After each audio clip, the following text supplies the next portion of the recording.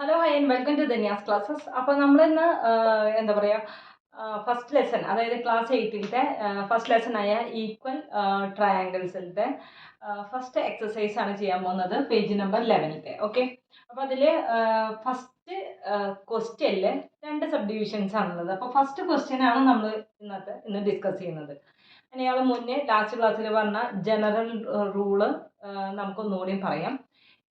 എന്താണ് ആ general rule എന്ന് പറയുന്നത്? If sides of one triangle are equal to the sides of another triangle. അതിപ്പോൾ ഒരു എക്സാമ്പിൾ ആയിട്ട് പറയുകയാണെന്നുണ്ടെങ്കിൽ ഇങ്ങനെ ഒരു ട്രയാങ്കിൾ, അതായത് എ ബി സി എന്ന് പറഞ്ഞ ഒരു ട്രയാങ്കിളും അതുപോലെ തന്നെ പി ക്യു ആർ എന്ന് പറഞ്ഞ വേറൊരു ട്രയാങ്കിളും. ഓക്കെ, അപ്പോൾ if the sides of one triangle are equal to sides of another triangle, അതായത് ഒരു ട്രയാങ്കിളിന്റെ സൈഡ്സും മറ്റൊരു ട്രയാങ്കിളിന്റെ സൈഡ്സും ഈക്വൽ ആണെങ്കിൽ, okay, then the angles opposite to equal sides are also equal. അങ്ങനെ പറഞ്ഞാൽ എന്താ ഉദ്ദേശിക്കുന്നത്? ഈ എ ബി 5 സെന്റിമീറ്റർ ആണെന്ന് വിചാരിക്കൂ, ഇവിടെ 4 സെന്റിമീറ്റർ, ഇവിടെ 3 സെന്റിമീറ്റർ ആണെന്ന് വിചാരിക്കൂ. ഓക്കെ, ഇനി പി ക്യു ആർ ആണെന്നുണ്ടെങ്കിൽ ഇവിടെ 3 സെന്റിമീറ്റർ, ഇവിടെ 4 സെന്റിമീറ്റർ, ഇവിടെ 5 സെന്റിമീറ്റർ. ഓക്കെ, അപ്പൊ നോക്കൂ, ഈ രണ്ട് ട്രയാങ്കിൾസിന്റെയും സൈഡ്സ് ഈക്വൽ ആണ് അല്ലെ? സെയിം 3 4 5 3 4 5. അപ്പൊ ഈക്വൽ ട്രയാങ്കിൾസ് ആണ്, മനസ്സിലായി. ഇനി ഇതിന്റെ ആംഗിളിന്റെ കാര്യം എന്താ പറയുന്നത്? Then the angles opposite to equal sides. അതായത് ഈക്വൽ സൈഡ്സ് പറയുന്നത് ഏതൊക്കെയാണ്? ഇവിടെ 4 സെന്റിമീറ്റർ. അപ്പൊ ബി സി എന്ന്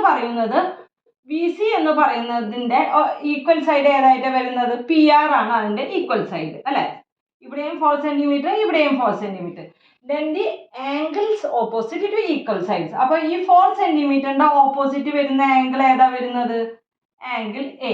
അപ്പൊ ആംഗിൾ എ ഈക്വൽ ടു, ഇനി ഇതുപോലെ തന്നെ പി ആറിന്റെ ഓപ്പോസിറ്റ് സൈഡ് വരുന്നത് 4 സെന്റിമീറ്ററിന്റെ ഓപ്പോസിറ്റ് സൈഡിൽ വരുന്ന ആംഗിൾ, അതായത് ഈ സൈഡിൽ നിന്ന് ഒരു ലൈൻ ഡ്രോ ചെയ്യുകയാണെങ്കിൽ ഓപ്പോസിറ്റ് ആയിട്ട് കിട്ടുന്ന ആംഗിൾ ക്യൂ. അപ്പൊ angle A equal to angle Q. ഇങ്ങനെയാണ് വരാന്നാണ് പറയുന്നത്. അതാണ് നമ്മുടെ general rule. Second general rule. First general rule എന്താണ്? The sides of one triangle are equal to sides of another triangle, then the angles are equal എന്നാണ് first triangle. അതായത് sides equal ആണെങ്കിൽ ആംഗിൾസും equal ആയിരിക്കും. സെക്കൻഡ് റൂൾ എന്താ പറയുന്നത്? The sides of one triangle are equal to sides of another triangle, then the angles opposite to equal sides are equal. അത് ഏതാണ് angle, ഏത് angles ഒക്കെയാണ് ഈക്വൽ എന്നാണ് സെക്കൻഡ് റൂൾ പറയുന്നത്. ക്ലിയർ ആയില്ലോ? അപ്പൊ നമുക്ക് എക്സസൈസ് ചെയ്യാൻ സ്റ്റാർട്ട് ചെയ്യാം. അപ്പൊ ആദ്യത്തെ പ്രോബ്ലം എന്ന് പറയുന്നത് പേജ് നമ്പർ 11 നിങ്ങളുടെ ടെക്സ്റ്റ് ബുക്കിൽ ഉണ്ട്, ഡീറ്റെയിൽ ആയിട്ടുണ്ട് എന്താണെന്നുള്ളത്. അപ്പൊ ഇതില് ഫസ്റ്റത്തെ പ്രോബ്ലത്തിൽ കണ്ടുപിടിക്കാൻ പറയുന്നത് നമുക്ക് മാച്ചിങ് ആയിട്ടുള്ള ആംഗിൾസ് ഏതൊക്കെയാണ് കണ്ടുപിടിക്കാനാണ് നമ്മുടെ ഫസ്റ്റത്തെ പ്രോബ്ലത്തിൽ നമ്മുടെ അടുത്ത് പറയുന്നത്. അപ്പൊ നമുക്ക് നോക്കാം. ഇങ്ങനെയാണ് അതിന്റെ ഫിഗേഴ്സ് വരുന്നത്. അതായത് എ ബി സി വന്നിട്ടുണ്ട്, പി ക്യു ആർ വന്നിട്ടുണ്ട്. ഇതിന്റെ മാച്ചിങ് ആംഗിൾസ് ഏതൊക്കെയാണെന്നാണ് നമുക്ക് അറിയേണ്ടത്. ഓക്കെ, അപ്പൊ എ ബി എന്ന് പറയുന്നത് 6 സെന്റിമീറ്റർ. അപ്പൊ എ ബി ഈക്വൽ ടു ഈ ഫിഗറിലത്തെ ഏതാണ്? പി ആർ ആണ് എ ബിയോട് ഈക്വല്. ഓക്കെ, ഇനി ഏതാണ് ഇനി അടുത്ത side equal? A C equal to, A C എന്ന് പറയുന്നത് 4 സെന്റിമീറ്റർ ആണ്. എ സി ഈക്വൽ ടു, ഇവിടെ 4 സെന്റിമീറ്റർ വരുന്നത് ക്യു ആർ ആണ്, ക്യു ആർ. ഓക്കെ, ഇനി ഏതാണ് 6 സെന്റിമീറ്റർ വരുന്നത്? അല്ല, 6 ഓൾറെഡി പറഞ്ഞു, 4 കഴിഞ്ഞു, ഇനി 5 സെന്റിമീറ്റർ വരുന്നത് B C equal to P Q. അപ്പൊ ഇതാണ് മാച്ചിങ് ആയിട്ടുള്ള സൈഡ്സ് വരുന്നത്.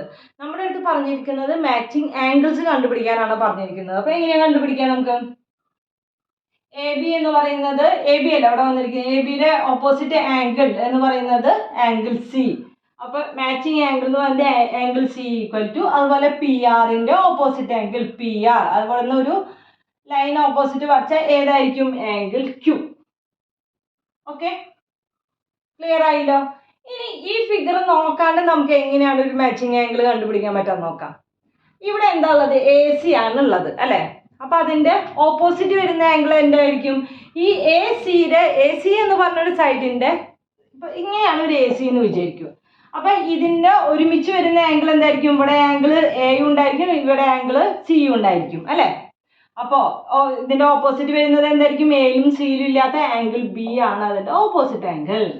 ഇനി ക്യു ആർ എടുക്കാമെന്ന് വിചാരിക്കും. അപ്പോൾ ക്യൂവിലും ആറിലും ഇല്ലാത്ത ഏത് ആംഗിളാണുള്ളത്? Angle P. ഇങ്ങനെ നമുക്ക് ഡയറക്റ്റ് ആയിട്ട് എഴുതാം. ഇനി ഇത് നമുക്ക് ശരിക്ക് ഫിഗർ നോക്കിയിട്ട് കണ്ടുപിടിക്കാം. ഓക്കെ, എങ്ങനെയാണ്? എ സി എന്ന് പറയുന്നത് എ സിയുടെ ഓപ്പോസിറ്റ് എന്ന് പറയുന്നത് ഏത് ആംഗിളാണ്? ആംഗിൾ ബി നമുക്ക് കിട്ടി. ഇനി ക്യു ആറിന്റെ ഓപ്പോസിറ്റ് എന്ന് പറയുന്നത് ഓപ്പോസിറ്റ് വരുന്നത് എന്ന് പറയുന്നത് ആംഗിൾ പി. കണ്ടോ? ഇനി നമുക്ക് ഇതേപോലെ പെട്ടെന്നൊന്ന് കണ്ടുപിടിക്കാം. ബി സിയുടെ ഓപ്പോസിറ്റ് ആംഗിൾ ഏതായിരിക്കും? ബിയിലും സിയും അല്ലാത്തൊരു ആംഗിൾ ഏതാണ്? Angle A. Angle A equal to P ക്യൂയുടെ ഓപ്പോസിറ്റ് ആംഗിൾ ഏതാ വരാ? അതായത് പിയിലും ക്യൂവിലും ഇല്ലാത്ത ഇനിയുടെ ആംഗിൾ ഏതാ ഉള്ളത്? ആറാണുള്ളത്. അപ്പൊ നമുക്ക് ആംഗിൾ ആർ ഇങ്ങനെ എഴുതാം. അറിയുള്ളൂ. ഇനി നമുക്കൊന്ന് കൗണ്ടർ ചെക്ക് ചെയ്യാം. ബി സി എവിടെയാണ്? ബി സി വരുന്നത് ഇതാണ്. ഇതിന്റെ ഓപ്പോസിറ്റ് വരുന്ന ആംഗിൾ എന്ന് പറയുന്നത് ആംഗിൾ എ. പി ക്യു എന്ന് പറയുന്നത് ഇതാണ്. ഇതിന്റെ ഓപ്പോസിറ്റ് വരുന്ന ആംഗിൾ എന്ന് പറയുന്നത് ആംഗിൾ ആർ. കണ്ടോ? ഇത്രയേ ഉള്ളൂ. ഈസി അല്ല കണ്ടുപിടിക്കാനായിട്ട്. ഇനി ഇതേപോലെ നെക്സ്റ്റ് ക്വസ്റ്റ്യൻ്റെ നമുക്ക് ആൻസർ ഒന്ന് നോക്കി നോക്കാം. ഇതും ഇതുപോലെ മാച്ചിങ് ആംഗിൾ കണ്ടുപിടിക്കാനാണ് പറയുന്നത്. മാച്ചിങ് ആംഗിൾ കണ്ടുപിടിക്കാൻ ആദ്യം ചെയ്യേണ്ടത് ഈക്വൽ സൈഡ്സ് ഏതൊക്കെയാണ് കണ്ടുപിടിക്കലാണ്. എന്നിട്ട് വേണം മാച്ചിങ് ആംഗിൾ കണ്ടുപിടിക്കാനായിട്ട്. അങ്ങനെ നമുക്ക് ഈക്വൽ സൈഡ്സ് എഴുതാം. 8 സെന്റിമീറ്റർ എന്ന് പറയുന്നത് LM ആണ്. LM ഈക്വൽ ടു 8 സെന്റിമീറ്റർ ഇവിടെ ഉള്ളത് YZ ആണ്.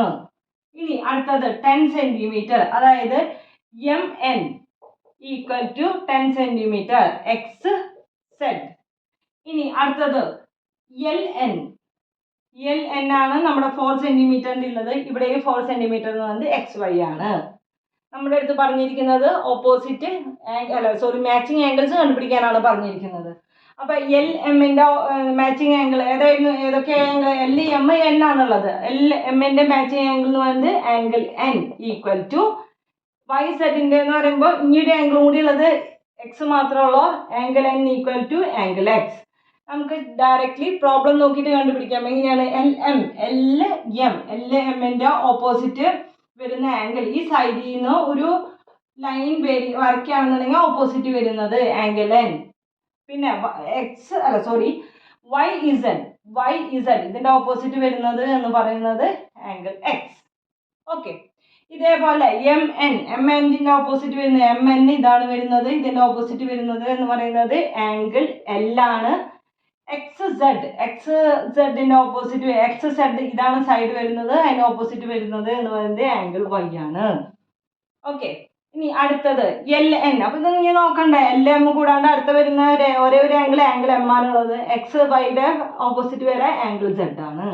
അപ്പൊ ഇത്രയേ ഉള്ളൂ നമുക്ക് ഇതിന്റെ ആംഗിൾസ്, മാച്ചിങ് ആംഗിൾസ് കണ്ടുപിടിക്കാന്നുള്ളത്. നമുക്ക് ഇനി അടുത്ത പ്രോബ്ലം ചെയ്യാം.